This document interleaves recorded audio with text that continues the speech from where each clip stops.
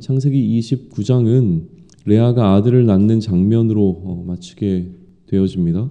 르우벤과 시므온과 레위와 유다를 낳게 되어지죠. 그러나 라헬은 야곱의 사랑을 받았지만 아이를 갖지 못합니다. 이로 인해서 야곱 가정에 이제 분쟁이 일어나게 되어지는데요. 오늘 30장 1절에 보게 되면 라헬이 자기가 야곱에게서 아들을 낳지 못함을 보고 그의 언니를 시기하여 야곱에게 이르되 내가 자식을 낳게 하라 그렇지 아니하면 내가 죽겠노라 라고 이야기를 합니다. 이러한 우리의 삶 가운데서 죽을 것 같은 상황들은 찾아오게 되죠. 기회가 있으면 언제 이 부분을 다시 설명하겠지만 현대를 살아가는 우리들에게 이러한 상황이 우리의 우상이 무엇인지를 보여주는 상황들입니다. 지금 라헬에게는 너무나 이제 아들을 갖고 싶어하는 마음이 우상과 같이 강해진 상태인 것이죠. 라헬의 이러한 상태에 대해서 이러한 요구에 대한 야곱의 반응이 좀 흥미롭습니다.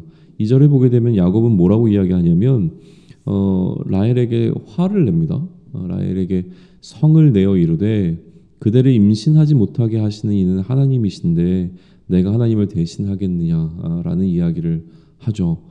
두 가지 해석이 가능합니다. 지금 야곱이 하나님을 전적으로 의지하고 있다라고 하는 해석이 가능하고요.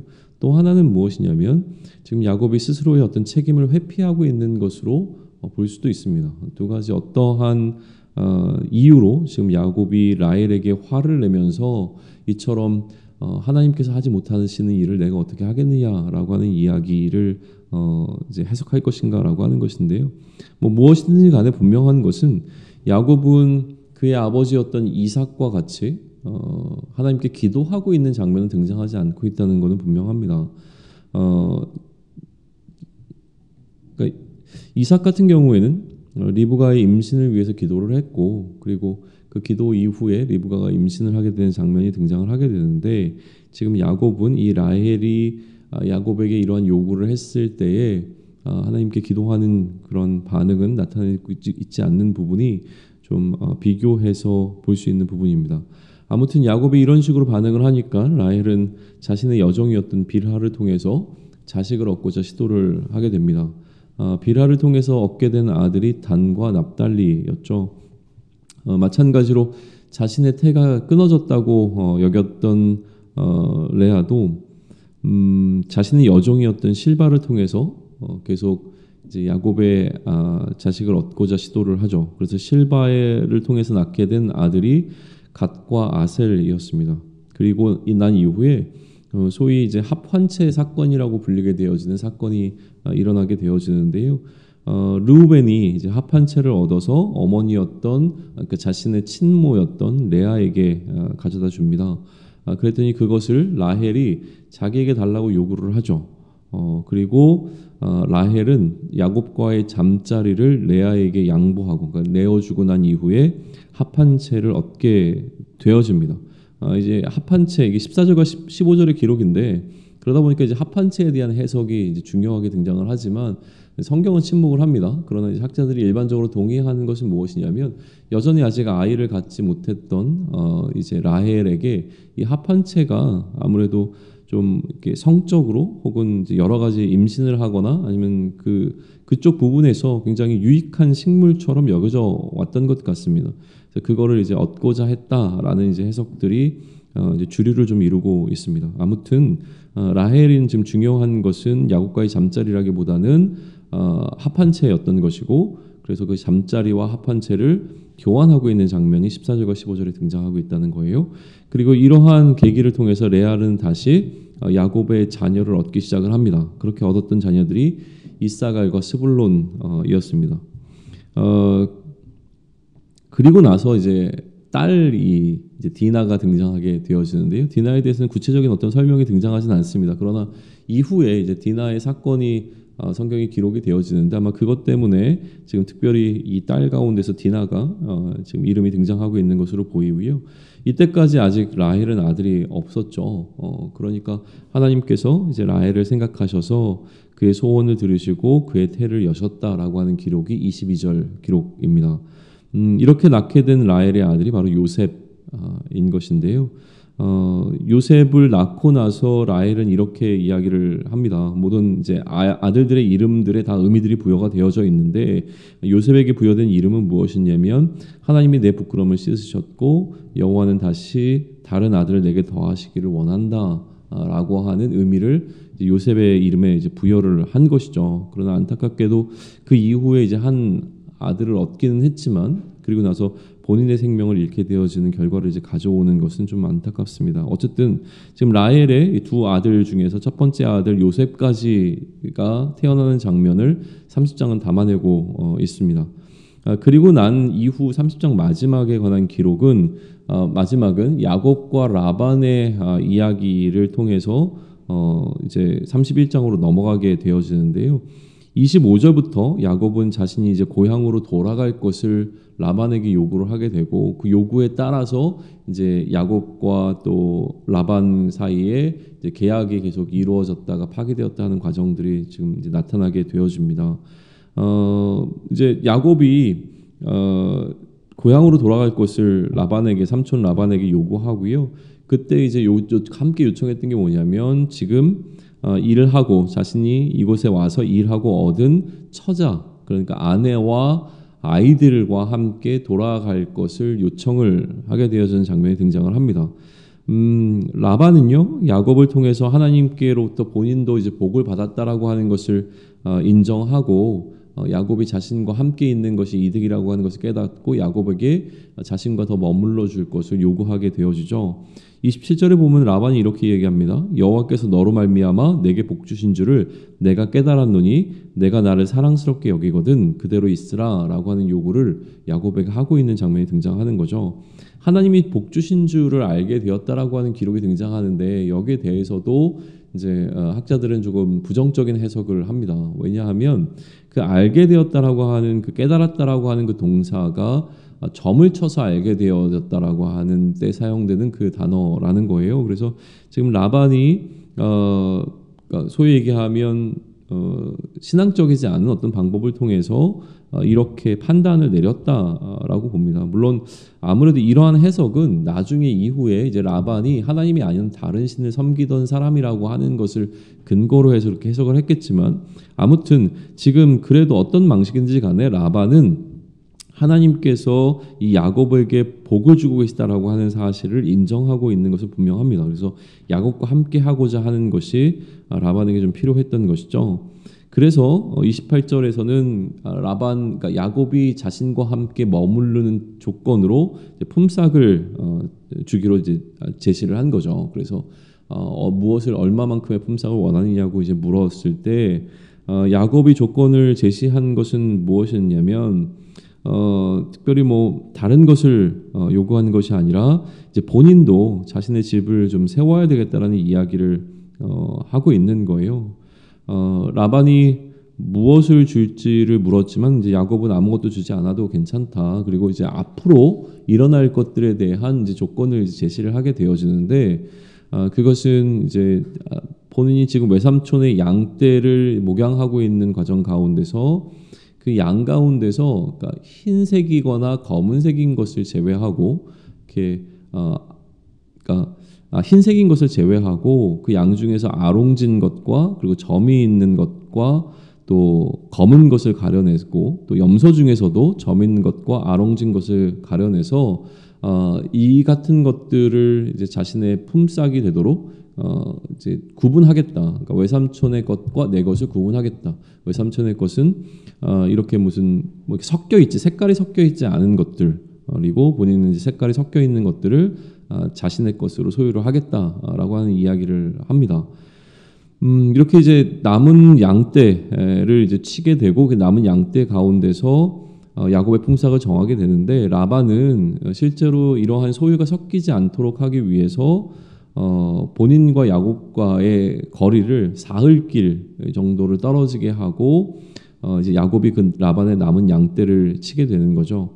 그리고 35절에 보게 되면 이제 라반은 그렇게 뭔가 지금 야곱이 이야기했던 조건에 들어가는 것들을 자기 아들들 손에 우선 맡깁니다. 그리고 이제 거리를 구별하게 되어지죠. 그러니까 지금 현재 야곱의 손에는 주어진 건 아무것도 없는 겁니다. 그냥 라반의 남은 양떼를 치는 것만이 지금 야곱에게 주어져 있는 상황이죠. 그러니까 이제 앞으로 태어나는 양과 이제 염소에 관한 부분이 야곱의 소유가 될 것이고 야곱의 품삯이 되어지는데, 그래서 이제 일어난 일이 무엇이냐면 37절로부터 42절까지의 기록이 되어지는 거예요. 좀 특이한 방법인데, 이제 껍질 벗긴 가지를 양떼가 와서 물을 먹는 동안 이제 보여주면 그 가지 앞에서 새끼를 베서 얼룩얼룩한 것과 점이 있고 아롱진 것을 이제 낳게 되어지는 현상이 일어나게 되어지는 겁니다. 그리고 이제 튼튼한 양이 새끼를 뵐 때 또 야곱이 그 가지를 눈앞에서 보여주게 되면 그 가지 곁에서 새끼를 베게 하고, 또 약한 양이면 그 가지를 두지 아니하는 방식으로 계속 이제 야곱은 이 양들이 새끼를 베는 과정들을 이제 반복하고 그 가운데서 자신의 몫으로 품삯으로 돌아올 것들을 이제 얻게 되어지는 장면이 37절부터 42절에 기록되어 있는 내용이에요. 그리고 나서 그 결과가 오늘 본문의 가장 마지막 절인 43절인데, 이렇게 해서 이 야곱이 매우 번창하고 양떼와 노비와 낙타와 나귀를 많이 갖게 되었다라고 하는 이 한 줄로 그 모든 것들이 굉장히 성공적이었음을 이제 기록하게 되어집니다. 이게 지금 30장에 기록되어진 내용인데요. 우리는 이 야곱에 관한 스토리를 계속 살펴보면서 하나님께서 야곱에게 그의 그러니까 조상이었던 아브라함과 또 이삭에게 주셨던 약속이 야곱을 향해서 흘러가고 있는 것을 이미 보았습니다. 그리고 이 야곱에게 흘러갔던 그 약속은요, 야곱이 그 삼촌을 찾아가는 그 여정 가운데서 한 번 더 야곱에게 직접 주어질 때에 몇 가지가 더 이렇게 그 뭐라고 할까요? 그러니까 부각되어졌던 부분들이 있었어요. 그것은 무엇이냐면 하나님께서 함께 하시겠다라고 하는 약속과, 그리고 하나님께서 야곱을 지키시고 이끄시겠다라고 하는 약속, 그리고 마지막으로 하나님께서 다시 이 땅으로 돌아오게 하시겠다라고 하는 약속이 더 추가되어지거나 아니면 더 부각되어지고 있다라고 하는 점이에요. 그래서 하나님께서 야곱에게 이러한 약속, 내가 너와 함께 할 것이고 내가 너를 지키고 이끌 것이며 너를 다시 돌아오게 하겠다라고 하는 이 말씀이 나중에 야곱이 하나님을 향해서 서원할 때 그대로 이제 반복되어지게 됩니다. 그래서 하나님께서 만약 나와 함께 하시고 나를 지키시고 이끄셔서 나로 하여금 이곳에 돌아오게 하신다면 내가 이러이러한 것을 하나님께 하겠습니다 라고 하는 약속을 서원을 하게 되어지는 것이죠. 아브라함과 이삭이 받지 못한 실제로 자손의 복을 야곱이 받는 장면으로 29장 마지막과 30절을 볼 수도 있을 것 같아요. 그런데 그런 차원에서 이 본문을 보는 게 아니라요, 우리의 관심은 이 야곱을 향해서 하나님께서 특별히 주셨던 이 약속에 조금 더 포커스를 둔다면 결국 우리의 관심은 무엇이냐면 야곱이 이제 어떻게 라반에게까지 무사히 도착을 했다가 다시 원래 있었던 하나님을 만났던 그 장소까지 돌아오게 될 것인가 라고 하는 것에 관심을 이제 둬야 하는 것이죠. 야곱이 과연 돌아올 것인가, 그리고 이 돌아오는 과정 가운데서 하나님께서 야곱을 지키시고 인도하실 것인가 라고 하는 게 우리의 사실은 관심사라는 거예요. 그 이야기가 지금 끝나지 않았고 계속 진행 중에 있습니다. 그런데 오늘 이제 30장에서 야곱이 돌아가겠다라고 하는 이야기가 등장을 했어요. 그러면 이 돌아가는 과정 가운데서 하나님께서 지키시고 인도하시는 그 하나님의 일하심이 등장해야 하는데, 사실은 그런 것이 등장하기보다 라반의 제안이 먼저 등장을 했습니다. 그래서 라반과 함께 있기로 결정하고 난 다음에 그 함께 있기 위해서 품삯이 이제 결정돼야 되니까 그 품삯에 관한 이야기가 30장의 절반 이하 부분을 다시 차지하고 있는 것이죠. 자, 우선 우리는 여기로부터 뭔가 메시지를 찾아내야 될 텐데요. 그 메시지를 이야기하기 전에 하나 더 그 앞에 등장하고 있었던 그 아들들을 낳는 장면을 한 번 더 묵상하고 좀 넘어가면 좋을 것 같아요. 그 아들들이 태어나는 장면을 조금 다른 측면에서 한번 생각해 보시죠. 이스라엘 입장에서 이 야곱의 아들들이 탄생하는 장면은 굉장히 중요한 장면이었을 겁니다. 왜냐하면 자신들의 어떻게 보면 시조라고 불릴 수 있는 그러니까 첫 번째 사람이 이제 등장하는 장면이거든요. 그러니까 어떻게 태어나서 우리의 이 족속이 이루어지게 되었는가라고 하는 것은 상당히 이제 흥미롭고 또 관심 있는 이야기일 겁니다. 그런데 족장들조차도 굉장히 형편없이 지금 기록이 되어지고 있고요. 그것보다 그 족장과 그 아내와의 어떤 관계에 있어서도 뭔가 지금 뭔가 영웅적인 스토리로 기록되고 있는 것이 아니라 굉장히 보잘것없이 기록이 되고 있다는 거예요. 그러니까 이렇게 표현해서 좀 뭐하지만 어떤 하나의 치정 사건처럼 기록되고 있는 이 시작의 내용 자체가 굉장히 이스라엘에게는 불편하게 느껴지지 않았을까라는 생각이 좀 들어온다는 거예요. 뭐 이렇게 대단한 의미가 있어서 자신들의 조상들이 태어난 게 아니라 단지 두 여인이 한 남자의 사랑을 받기 위한 어떤 쟁탈전 가운데서 이러한 아들들이 계속 생겨났고 그 가운데 여정들도 여기에 함께 병행해서 태어난 아들들이 결국은 지금 자신들의 민족과 이 족속을 이루고 있는 조상들이라고 이야기를 했을 때 그들이 갖게 되는 생각은 무엇이었을까라고 하는 부분입니다. 그런데 이들이 갖고 있는 이름 자체도 굉장히 사실은 어떻게 보면 굉장히 인간적인 거죠.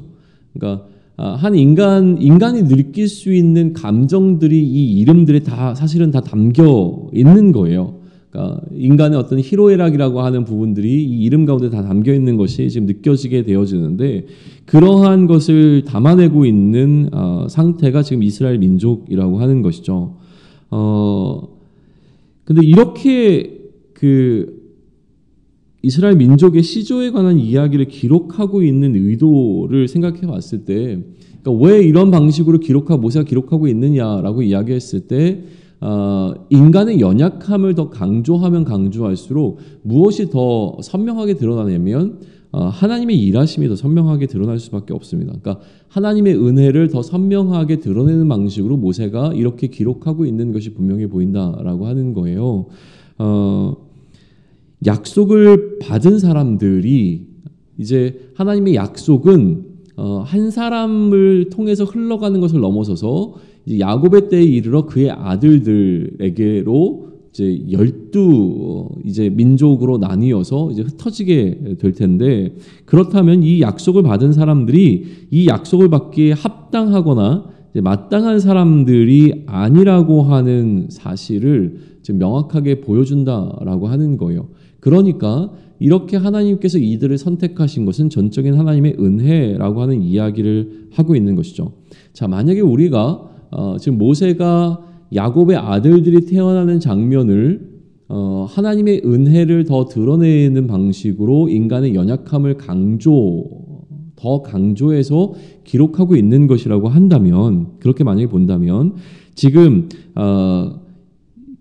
야곱과 라반의 양떼를 구분하는 이러한 방식, 이 에피소드도 마찬가지라고 하는 거예요. 야곱이 지금 택한 방식은 우리가 인간의 상식으로는 생각할 수 없는 방식이었습니다.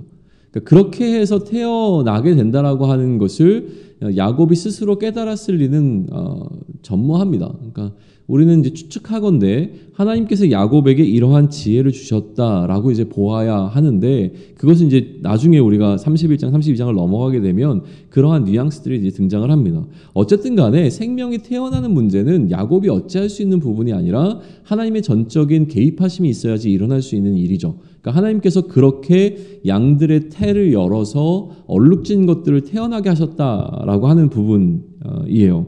그러면 지금 야곱이 자신의 뭐라고 할까요? 그러니까 자신의 품삯을 정하는 방식은 무엇이었냐면 자기의 능력이나 라반을 의지하는 것이 아니라 전적으로 하나님을 신뢰하는 방식으로 자신의 품삯을 결정하겠다라고 하는 선언을 한 것으로 우리는 봐야 된다는 거예요. 자, 품삯을 이제 결정해라 라고 했을 때 야곱의 품삯을 결정하는 방식이 무엇이었냐면 그것은 전적으로 하나님을 의지하는 방식이었다라고 하는 것에 우리는 주목해 봐야 한다라고 하는 것이죠. 하나님이 행하지 아니하시면 일어날 수 없는 방식으로 자신의 품삯을 결정을 했습니다. 오늘을 살아가는 우리들에게 이러한 부분이 주는 메시지는 선명해 보입니다. 무엇이냐면 우리도 우리의 생각과 우리의 판단대로 무엇인가를 결정하고 행할 수 있습니다. 우리는 너무나 계산적이어서 우리가 계산해서 답이 나오는 방식으로 우리의 삶을 이끌어가고 경영하는 데 익숙합니다. 그러나 우리가 무엇인가를 결정할 때에 우리 생각의 가능성이 높고 우리 생각에 될 법한 일들로 결정하는 것도 굉장히 중요하고 그런 방식으로 우리는 대부분 살아갑니다. 그러나 하나님이 아니시면 하나님께서 개입하지 아니하시면 일어날 수 없는 방향으로 우리의 삶을 결정하는 것이 필요함을 오늘 본문은 우리에게 알려준다라고 하는 거예요. 무엇을 이야기하냐면 내가 결정하는 어떤 결단들이 내가 할 수 있는 영역을 넘어설 때에야 그럴 때 하나님의 일하심이 훨씬 더 선명하게 드러난다라고 하는 것입니다. 내가 지혜롭다고 착각합니다. 그러나 하나님은 나보다 훨씬 더 지혜로우신 분이시죠. 그러니까 나의 인생에 나의 삶에 어떤 결정을 내릴 때에 내가 할 수 있는 영역 안에서 무언가를 결정하는 것이 아니라 하나님이 아니하시면 일어날 수 없는 방식에 관해서 결정을 내릴 때 우리는 하나님, 나보다 훨씬 더 지혜로우신 하나님이 나의 인생에 어떻게 개입하셔서 나의 삶을 지키시고 인도해 가시는지를 선명하게 맞이할 수 있는 방식으로 그 하나님의 일하심을 만나게 되어진다라고 하는 거예요. 그래서 오늘 본문은 나의 삶을 하나님께 완전히 내어드리는 방식이 어떠한 것인지에 관한 예를 야곱을 통해서 보여주고 있다고 저는 믿습니다. 내어드릴 수 있는 만큼만 내어드리는 것은 내어드림이 아닌 것이죠. 하나님께서 나의 인생 가운데 어떻게 지금도 나를 지키시고 인도해 나가시는지를 내가 더 느낄 수 있는 방식으로 결정해야 된다는 이야기입니다. 하나님께서는 여전히 우리와 함께 하시겠다고 약속하셨고 나와 함께 하시는 하나님은 나의 삶을 지키시고 또 인도해 나가십니다. 그래서 하나님의 약속이 완전히 이루어지는 그날까지 우리를 돌보실 것이 너무나 분명합니다. 그러나 우리는 그 하나님의 돌보심을 잊어버리고 살아가게 된다라고 하는 거예요. 왜냐하면 내가 할 수 있고 내 능력이 이만큼 했다라고 하는 것을 내 스스로가 인정하려고 하는 성향을 내가 갖고 있기 때문에 그렇습니다. 그러니 우리의 삶을 결정할 때에 하나님께서 나의 인생, 나의 삶 가운데 어떻게 개입하셔서 하나님만의 스토리, 하나님만의 일들을 이루어내시는지를 경험함으로 말미암아 하나님과의 나와의 관계가 더욱더 깊어지고 내가 하나님을 더욱더 신뢰함으로 말미암아 지금 상황보다 더 큰 상황이 내 앞에 놓인다고 할지라도 그 상황을 나의 경험과 나의 생각으로 판단해서 뚫고 나가는 것이 아니라 그 상황 역시 하나님께 완전히 맡겨드릴 수 있는 믿음의 사람으로 변화되기를 그리스도 이름으로 축원합니다. 아멘.